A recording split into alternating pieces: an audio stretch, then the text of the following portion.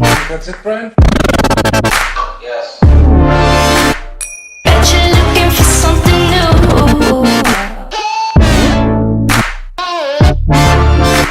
Staring up across the room. Bet I'm a trendsetter too. Bonsoir à tous, je suis ravie de vous retrouver aujourd'hui. Je suis désolée parce que je fais en règle générale 3-4 vidéos dans la semaine avec des hypnoses énergétiques et tout. Cette semaine, elle a été énormément chargée pour moi. Alors, j'ai reçu mon studio, seulement je ne l'ai pas. Il faut que j'arrive à le comprendre pour pouvoir le monter, pour que vous puissiez mieux m'entendre. J'ai mon micro, j'ai ma caméra, j'ai tout. Donc, je vais pouvoir faire des lives sur YouTube également. Donc, bienvenue aux nouveaux arrivants du groupe. Donc, aujourd'hui, je souhaitais parler du refoulement amoureux. Comment dérouler le tapis? Donc, comment commence le refoulement amoureux? Donc, le refoulement commence par la peur, tout simplement. Quand vous êtes avec un lien d'âme, la peur d'aller trop vite dans la relation, la peur que ça ne soit pas réciproque, va faire que vous allez vous retenir. Sentimentalement, vous allez vous retenir, vous allez essayer pour justement aller doucement dans la relation. Pourquoi il y a des peurs? Ben parce qu'il y a les autres relations derrière qui vous ont laissé des traces, bien souvent. Et pour le coup, ces traces-là, elles sont indélébiles pour certains.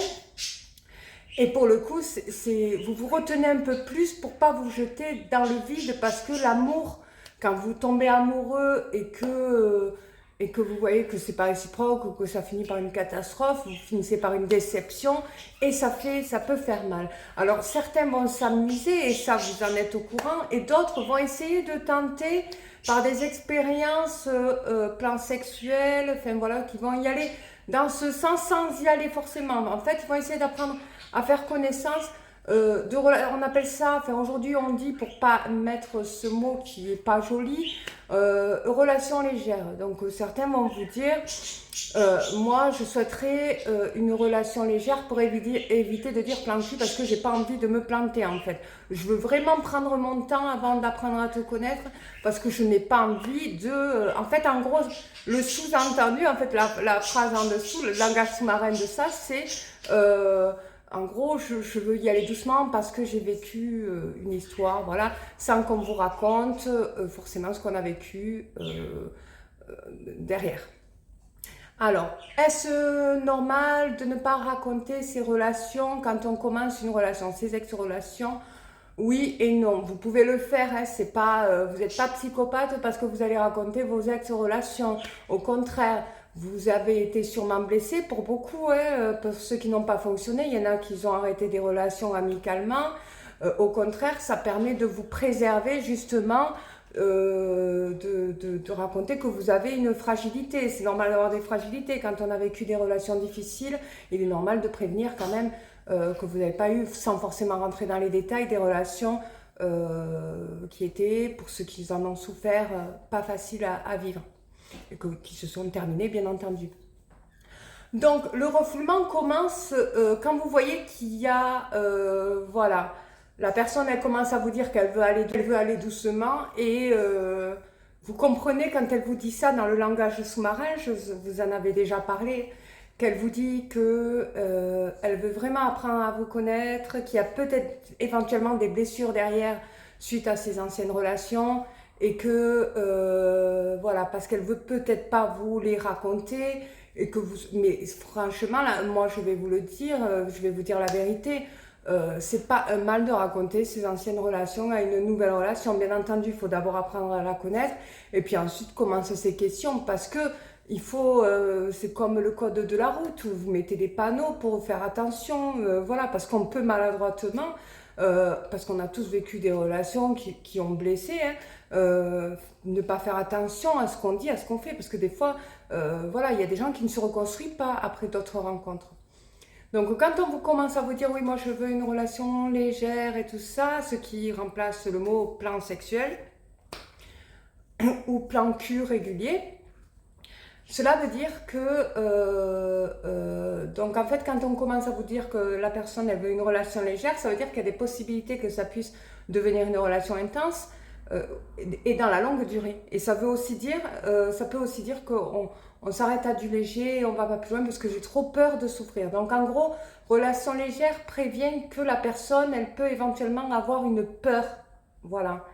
Donc la peur fait que les couples refoulent les sentiments. Donc, comme il commence à y avoir du refoulement, il y a du mensonge envers soi-même. L'être humain, comme Maître Sadhguru le dit, il se ment à lui-même parfois. Et parfois, par peur de se ridiculiser. Pourquoi il se ment? En règle générale, quand quelqu'un ment, c'est par peur. Par sécurité, voilà, d'être, par exemple, vous commencez à dissimuler des sentiments pour la personne que vous fréquentez, or que c'est censé être une relation légère, vous commencez à ressentir des sentiments amoureux, vous ne pouvez pas vous permettre de le dire parce que vous commencez à vous dire c'est une relation légère, donc il m'a prévenu, je vais faire attention, je ne veux pas aller trop vite, trop loin.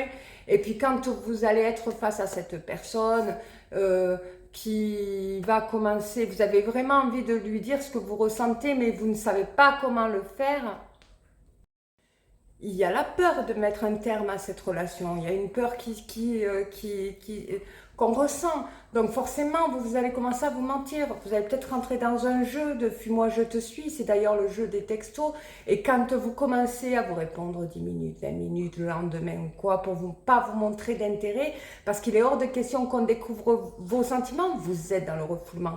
Et malheureusement, la plupart des couples, moi je parle en lien d'âme, et c'est la plupart des couples qui sont entre vous vivent ça, voilà. Alors, vous ne pouvez pas vous permettre de dire que vous êtes des âmes sœurs, mais vous pouvez vous permettre de le penser, hein, mais vous ne pouvez pas vous permettre de le dire à vos partenaires parce qu'ils ne sont pas forcément dans la spiritualité. Par sentiment amoureux, vous pouvez être poussé à le dire, mais c'est parce que vous le ressentez vraiment. Par sentiment amoureux, vous n'êtes pas psychopathe parce que vous vous dites que c'est votre âme sœur. Alors, bien souvent, on entend ça, c'est pas ça. L'attitude d'un psychopathe. Un psychopathe, c'est une pathologie à caractéristique. C'est une caractéristique, en fait, c'est une personne qui ne ressent aucune empathie. Donc, il n'a il ne ressent pas les émotions des autres. Donc, en fait, si malencontreusement ou maladroitement il vous fait du mal parce qu'il n'est pas assez curieux de votre vie, parce qu'il ne répond pas à toutes vos demandes et à toutes vos attentes, quand vous voyez que vous dépendez que de lui et que, un peu pareil que le runner, et que vous voyez qu'il est... il n'est jamais dans les excuses, dans le pardon quand il est maladroit, ou il ne reconnaît pas ses maladresses et que c'est souvent de votre faute, ça veut dire qu'il est détaché d'empathie. Alors, on ne dit plus aujourd'hui que ce sont des psychopathes, on dit que ce sont des personnes antisociales. Le mot psychopathe n'existe plus en psychologie, on dit antisocial. Ce que je vous dis, c'est vraiment vrai. Un psychopathe n'est pas forcément un meurtrier, mais quelqu'un qui est détaché de ses émotions et qui ne ressent pas...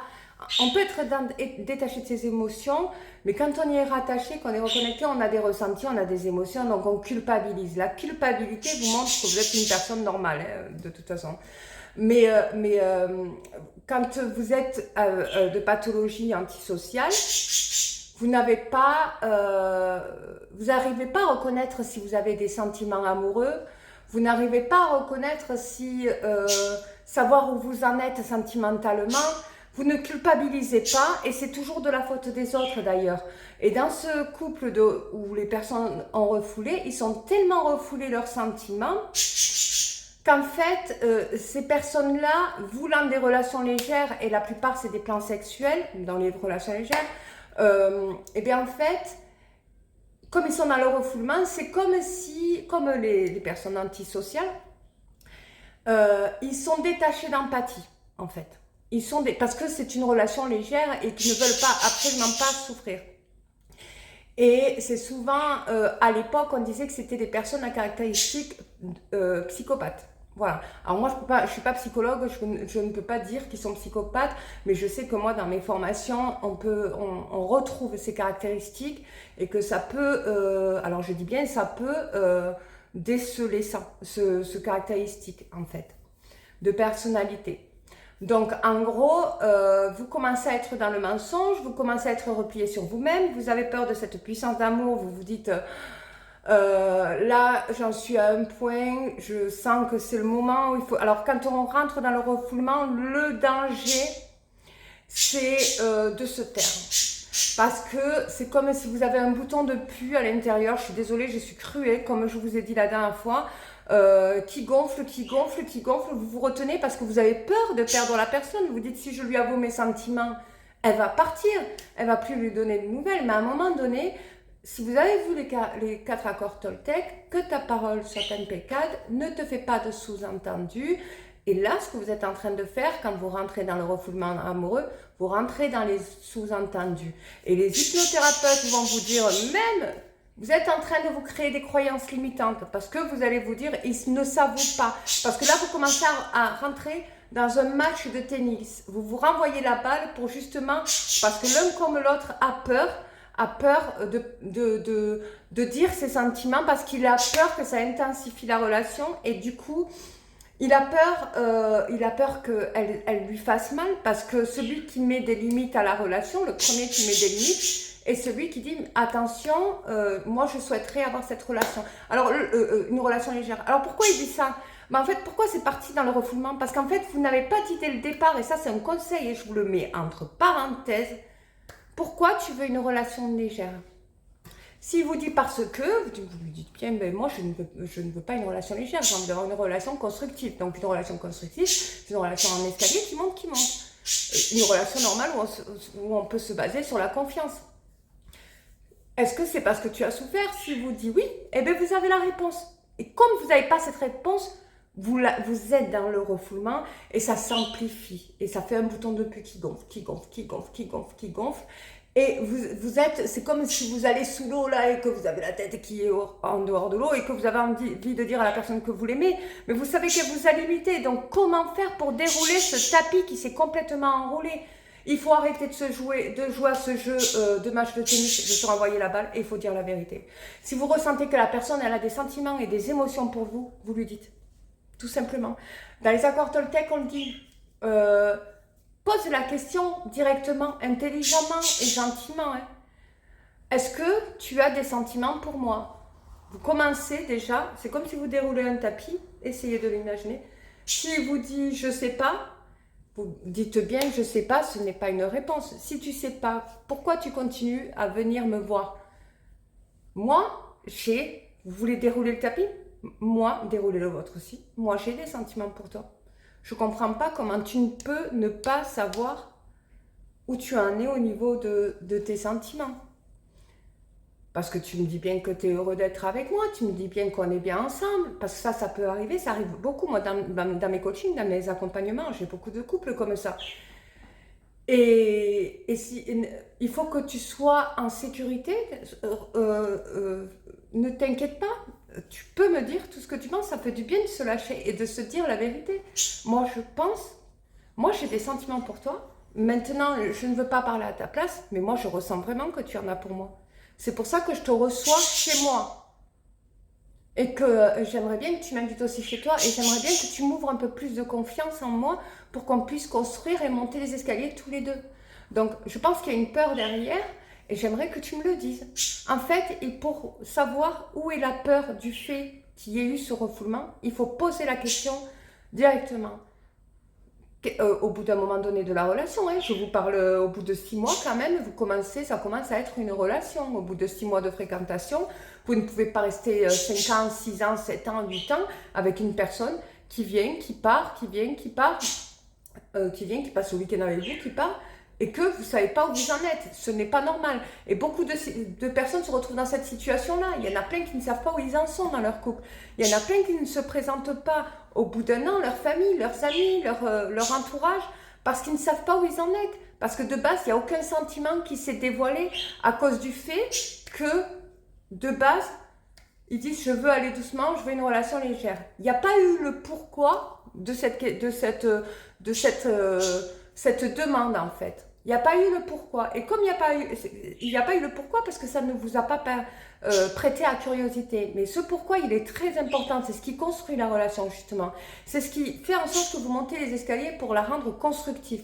Alors pour dérouler le tapis, il faut être honnête et poser la question directement. Donc la personne, si elle vous répond non, je n'ai pas de sentiment, c'est qu'elle n'en a pas. Si elle dit je sais pas, alors beaucoup de personnes qui sont antisociales ne savent pas pour de vrai, ils ne vous mentent pas. Quand ils ne savent pas, c'est qu'ils ne savent pas, ils savent pas où ils en sont sentimentalement. Donc vous ne pouvez pas vous permettre de continuer une relation avec quelqu'un qui ne sait pas où il en est au bout de 6 mois, même au bout de 1 an. Ça veut dire que si elle ne sait pas au bout de 6 mois si elle vous aime ou pas, c'est que quelque part elle n'arrive pas à dissimuler des sentiments pour vous. Donc en gros là, quand ça en devient là, vous pouvez pas vous transformer en n'importe quel personnage. Vous pouvez pas essayer de le rendre jaloux pour intensifier les sentiments, ça ne sert à rien. Il faut arrêter la relation. Moi je le conseille.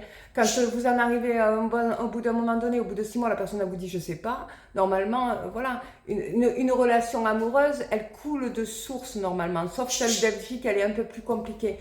Mais dans tous les liens d'âme, elle coule de source. Hein. Ça se construit tout seul. Mais ça se construit surtout quand de base, il y a des bonnes questions. Il y a les bonnes questions. Le pourquoi, il est hyper important. C'est ce qui vous permet de construire justement. Donc, en gros, si elle vous dit, si vous lui dites oui, mais moi, parce qu'en fait, généralement, quand vous en arrivez à je sais pas, alors moi j'en ai beaucoup que j'accompagne, et moi-même ça m'est arrivé. Généralement, quand vous en arrivez à je sais pas, vous avez déjà beaucoup de sentiments pour la personne. Alors c'est dur de lui dire que vous voulez arrêter, et ça je comprends parce que vous avez des sentiments. Et pourquoi vous êtes débordant de sentiments? Eh bien c'est parce qu'en fait vous étiez dans le refoulement et que vous vous êtes menti. Vous êtes rentré dans un mensonge. Donc vous vous êtes menti à vous-même, c'est-à-dire à ne rien dire, à vous retenir, faire semblant que y a rien.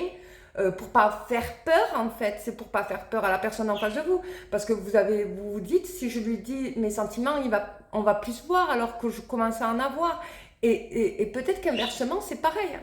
C'est ça le pire, c'est que bien souvent inversement c'est pareil. La personne en face de vous, elle peut très bien se dire aussi, si je commence à lui dire mes sentiments, vu qu'on veut une relation légère de base, ça risque d'arrêter la relation parce qu'elle m'exprime, parce que vous pouvez très bien mentir dès le début parce que vous voulez absolument être avec cette personne, vouloir une relation légère aussi, alors que s'il faut, les sentiments sont réciproques. Ça aussi, à cause du début, c'est le début c'est quand vous mettez la clé devant la porte et que vous la tournez, en fait.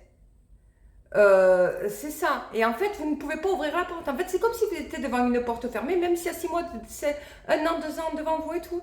C'est comme si vous tournez la clé de la porte et que vous ouvrez la porte. À partir du moment où vous ouvrez la porte et que vous montez les escaliers, c'est que vous rentrez dans une relation constructive. Là, quand vous êtes dans le refoulement, vous êtes devant une porte fermée. Vous êtes dans un tapis qui est complètement roulé.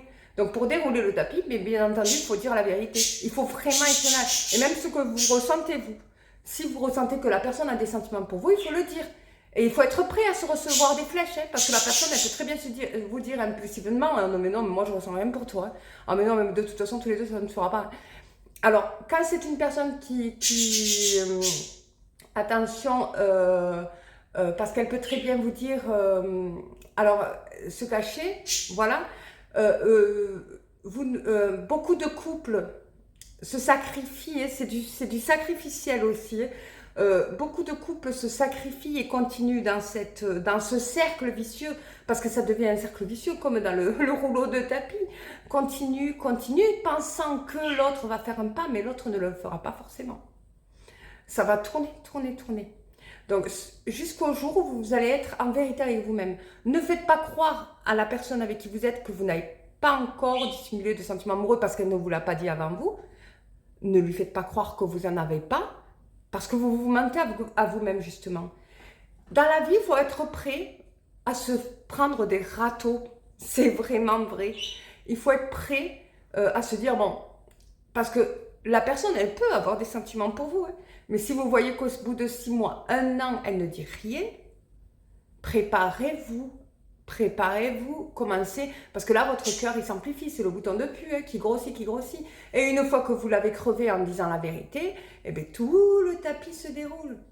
Et parfois aussi, vous pouvez même dire, parce que vous savez, hein, à un moment donné, quand une personne ne veut pas s'engager, c'est parce que sûrement dans sa vie n'est pas suffisamment développée pour pouvoir s'engager dans une relation constructive avec vous. Elle travaille peut-être pas, elle a peut-être pas son permis, elle a peut-être elle a des enfants qu'elle n'arrive pas à gérer parce que elle veut pas d'autres, parce que ses enfants ne veulent pas d'autres personnes dans leur vie et du coup elle ne peut pas faire de famille recomposée, donc elle préfère venir le week-end chez vous pour pouvoir se poser quand elle est célibataire. Il y a plusieurs contextes du fait qu'on peut rentrer dans un refoulement et bien souvent c'est dû à un complexe d'infériorité. Comme je vous ai parlé dans la dernière vidéo, c'est dû à quelque chose qu'on n'a pas construit chez soi et c'est souvent dû à ça. On peut être mal dans sa peau, on peut ne pas avoir de chance en amour et se dire bon mais cette personne elle me veut mais dans une relation légère autant que je ne reste pas seule quoi, autant que je me mette avec cette personne. Bien souvent c'est à cause de ça, du manque de confiance en soi aussi. Il y a beaucoup de contextes qui fait que vous pouvez rentrer dans un refoulement. Et pourtant, quand vous voyez cette personne, vous êtes bien, quoi. Et vous avez envie de lui dire, vous avez envie, eh bien, il faut lui dire. Il faut vraiment être courageux. Sachez une chose, c'est que quand vous allez le dire, vous déroulez le tapis, quand vous dites la vérité. Mais vraiment, quand la personne, elle vous tend la perche, c'est-à-dire que la prochaine fois qu'elle vient chez vous et que vous êtes confronté à ce genre de situation, il faut lui dire. Il faut dire, écoute, moi, j'ai développé des sentiments pour toi depuis tel mois, voilà. Et je n'ai pas voulu te le dire parce que je ne voulais pas arrêter cette relation entre nous. Donc, je ne sais pas où tu en es toi au niveau de tes sentiments. J'aimerais bien le savoir pour voir où je peux me positionner aujourd'hui. Vous ne pouvez pas continuer une relation comme ça plus de 6 mois. En fait, c'est pas possible. La personne, au bout d'un moment donné, si au bout de 6 mois, elle ne vous dit pas qu'elle vous aime, ben vous pouvez tout arrêter. C'est même pas la peine. Hein. Ça ne peut pas rester comme ça plusieurs années. Et beaucoup de gens vivent plusieurs années comme ça. Alors qu'en plus, ce genre de personnes, la plupart qui ne dévoilent pas ses sentiments et que vous en avez, la plupart, ils vont dans des relations triangulaires. Hein. Ils vont voir ailleurs. Voilà. Pas que vous, parce que vous êtes c'est comme la plupart, hein, d'ailleurs les antisociales, justement, vous êtes une nouvelle proie, il vous fait espérer, vous commencez à rentrer dans le jeu, vous commencez à tomber amoureux, et vous ne voulez pas, parce qu'avec l'ego, voilà, c'est comme ça, vous ne voulez pas avouer vos sentiments, parce que vous vous dites aussi non, je vais perdre le jeu, et puis vous rentrez dans ce cercle vicieux. Et puis, c'est une personne en règle générale au début, voilà, c'est une relation légère, mais vous allez vous sentir bien parce qu'il va commencer à vous mettre dans un piédestal, hein, voilà. Et puis petit à petit, au niveau de la sexualité, il va vraiment être moins motivé, quoi. Il va faire l'étoile de mer, il va plus rien faire. Comme si vous étiez représenté plus rien. Alors, il y en a beaucoup, c'est comme ça. Et au bout de 2-3 ans, c'est comme ça. Et en fait, quand c'est comme ça et qu'il part du jour au lendemain, vous n'avez plus de nouvelles, rien du tout, c'est qu'il cherche une nouvelle proie pour entrer dans une relation triangulaire. Vous le voyez à la sexualité même. Une personne qui voit, voilà, au début ça va être fantastique et tout, puis après ça redescend crescendo. Vous dites peut-être qu'il a peur que j'ai trop de sentiments pour lui et c'est pour ça qu'il me donne moins sexuellement et qu'il est moins, qu'il soit moins. Non, pas forcément. C'est qu'à un moment donné, il n'éprouve plus de plaisir et je suis vraie envers ce que je vous dis. En fait, c'est toujours la même rengaine. Il a envie d'avoir une nouvelle proie parce que vous êtes acquis, en fait. Voilà, tout simplement.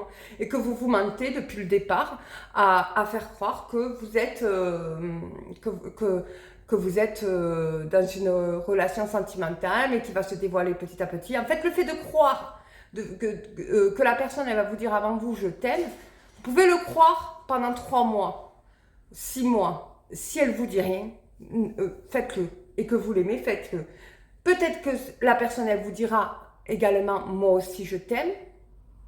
Si elle ne vous le dit pas, lâchez l'affaire. Stop. Vous allez vous faire du mal plus qu'autre chose et ça peut durer des années. Le refoulement amoureux, c'est quelque chose que je retrouve énormément. Et ça part de la base d'un mensonge, ça part de la base de la clé qu'on commence à mettre à la porte et qu'on ne tourne pas, qu'on laisse comme ça quand la personne, elle vous dit « je veux une relation légère » ou « je veux bien essayer d'apprendre à te connaître ». Mais elle ne va pas dire « j'aimerais bien avoir une relation constructive avec toi pour aller… voilà. J'aimerais bien rencontrer quelqu'un avec qui… » parce qu'on ne peut pas le dire depuis le début, ça c'est vrai. « J'aimerais bien vivre une relation constructive ». Ça, vous pouvez vous le dire. Si vous voyez que la relation elle ne se construit pas, que c'est toujours dans le refoulement, moi je vous dis, au bout de 6 mois, il faut arrêter. Il y a vraiment un temps. On ne peut pas dire qu'on peut... Alors, il n'y a pas de temps à dire je t'aime. On peut aimer quelqu'un, il y en a qui peuvent aimer très rapidement, comme il y en a qui peuvent aimer très tardivement. Malheureusement, quand il y a des déséquilibres amoureux, les déséquilibres amoureux, c'est quand il y en a un qui aime plus que l'autre. Celui qui aime plus que l'autre, quand il va commencer à s'avouer tout ça, machin, qui va être en haut, dès qu'il va avouer ses sentiments, que la personne va dire non mais moi je suis pas autant, ben, la personne elle va se retrouver là et lui du coup il va se retrouver là. Et il va se rendre compte après au fur et à mesure de ses relations qu'en fait cette personne en bas là qu'il aimait, ben, t'es pas si mal que ça. C'est bien souvent le problème qui se passe aussi. Et c'est dû à des équilibres amoureux. Des fois vous pouvez être amoureux ou amoureuse avant votre partenaire ou lui avant vous. Alors souvent quand il y a des déséquilibres, c'est qu'il n'a pas suffisamment de partage, de moments, de partage, partir en week-end, faire des choses ensemble, fabriquer des choses, enfin, faire des activités ensemble, tout ça, c'est des partages qui permettent d'apprendre à se connaître. Il n'y a pas grand chose à faire des fois pour faire ces partages-là. Vous pouvez très bien, je sais pas, construire une cabane à oiseaux pour mettre dans une forêt, vous pouvez très bien faire du canoë-kayak, vous pouvez faire des choses qui puissent ou apporter quelque chose à la nature, ou vous apporter à vous-même au couple. Et c'est souvent ces sensations-là qui forment les couples et qui intensifient l'amour et qui justement permet de s'avouer. Et ça fait partie du déroulement de ce tapis justement. Je vous fais de gros bisous et je vous dis à la prochaine vidéo.